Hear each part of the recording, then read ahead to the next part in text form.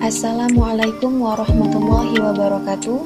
Perkenalkan, nama saya Era Erika dari Prodi Pendidikan Agama Islam semester 4. Di sini saya akan mempraktekkan media pembelajaran, yaitu menggunakan media audio. Adapun materi yang akan dibahas yaitu mengenai nikmatnya mencari ilmu dan indahnya berbagi pengetahuan. Kewajiban menuntut ilmu. Menuntut ilmu atau belajar adalah kewajiban setiap orang Islam. Banyak sekali ayat Al-Quran atau hadis Rasulullah SAW yang menjelaskan tentang kewajiban belajar. Baik kewajiban tersebut ditujukan kepada laki-laki maupun perempuan. Rasulullah SAW bersabda, menuntut ilmu itu hukumnya wajib bagi muslim laki-laki dan muslim perempuan. Hadis tersebut sudah tidak asing di benak kita bahwa kewajiban menuntut ilmu itu diperuntukkan bagi setiap orang Islam. Kewajiban menuntut ilmu bagi laki-laki dan perempuan menandakan bahwa agama Islam tidak membeda-bedakan hak dan kewajiban manusia karena jenis kelaminnya. Walau memang ada beberapa kewajiban yang diperintahkan Allah Subhanahu wa Ta'ala dan Rasul-Nya yang membedakan laki-laki dengan perempuan. Akan tetapi, dalam menuntut ilmu, itu semua memiliki kewajiban dan hak yang sama antara laki-laki dan perempuan. Hukum menuntut ilmu. Istilah ilmu mencakup seluruh pengetahuan yang tidak diketahui manusia, baik yang bermanfaat maupun yang tidak bermanfaat. Untuk ilmu yang tidak bermanfaat, haram dan berdosa bagi orang yang mempelajarinya, baik sukses maupun gagal. Adapun ilmu yang bermanfaat, maka wajib dituntut dan dipelajari. Adapun hukum menuntut ilmu wajib, terbagi atas dua bagian, yaitu fardu kifayah dan fardu ain. 1. Fardu kifayah.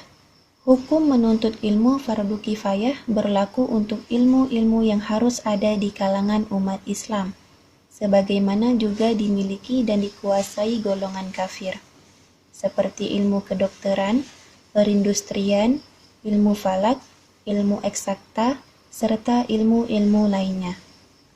2. Fardu ain. Hukum mencari ilmu menjadi fardu ain jika ilmu itu tidak boleh ditinggalkan oleh setiap muslim dan muslimah dalam segala situasi dan kondisi, seperti ilmu mengenal Allah Subhanahu wa Ta'ala dengan segala sifatnya, ilmu tentang tata cara beribadah, dan sebagainya. Keutamaan orang yang menuntut ilmu. 1. Diberikan derajat yang tinggi di sisi Allah Subhanahu wa Ta'ala. 2. Diberikan pahala yang besar di hari kiamat nanti. 3. Merupakan sedekah yang paling utama. 4. Lebih utama daripada seorang ahli ibadah. 5. Lebih utama dari sholat 1000 rakaat. 6. Diberikan pahala seperti pahala orang yang sedang berjihad di jalan Allah. 7. Dinaungi oleh malaikat pembawa rahmat dan dimudahkan menuju surga. Fungsi ilmu. Fungsi ilmu adalah untuk mencerdaskan umat. Maka tidaklah dapat dibenarkan apabila ada orang-orang Islam yang menuntut ilmu pengetahuannya hanya untuk mengejar pangkat dan kedudukan atau keuntungan pribadi saja, apalagi untuk menggunakan ilmu pengetahuan sebagai kebanggaan dan kesombongan diri terhadap golongan yang belum menerima pengetahuan. Adapun ayat Al-Quran tentang ilmu pengetahuan terdapat pada Quran Surat At-Taubah ayat 122 yang berbunyi, A'udzu billahi minasyaitonir rajim. Bismillahirrahmanirrahim. Wa ma kanal mu'minuna liyanfiru kaffah falawla nafara min kulli firqatin minhum ta'ifatul liyatafaqahu fit dini waliyudhiru qawmahum idza raja'u ilaihim la'allahum yahdharun. Shadaqallahul azim.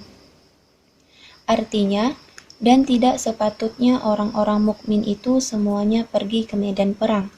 Mengapa sebagian dari setiap golongan di antara mereka tidak pergi untuk memperdalam pengetahuan agama mereka dan untuk memberi peringatan kepada kaumnya apabila mereka telah kembali, agar mereka dapat menjaga dirinya. Dalam kandungan ayat tersebut, Allah Subhanahu wa Ta'ala menerangkan bahwa tidak perlu semua orang mukmin berangkat ke medan perang, bila peperangan itu dapat dilakukan oleh sebagian kaum muslimin saja. Tetapi harus ada pembagian tugas dalam masyarakat. Sebagian berangkat ke medan perang, dan sebagian lagi bertekun menuntut ilmu dan mendalami ilmu-ilmu agama Islam dan ajaran-ajaran Islam. Orang-orang yang berjuang di bidang pengetahuan oleh agama Islam disamakan nilainya dengan orang-orang yang berjuang di medan perang.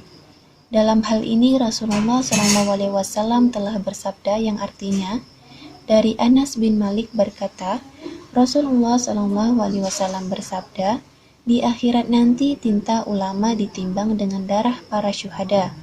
Ternyata yang lebih berat adalah tinta ulama dibandingkan dengan darah syuhada.